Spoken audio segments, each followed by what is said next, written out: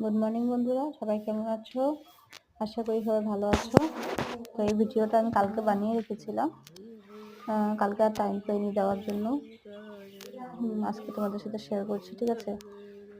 দেখো, সকালবেলা মা উঠান ঝাড়ু দিচ্ছে আর আমি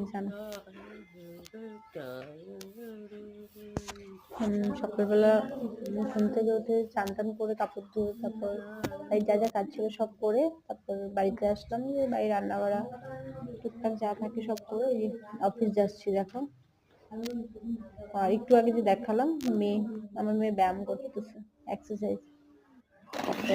সারাদিন তো আর ভিডিও দিতে পারিনি। এই দেখো, বিকালবেলা একটা গ্লাস কেকের অর্ডার ছিল, ওটা বানিয়েছি।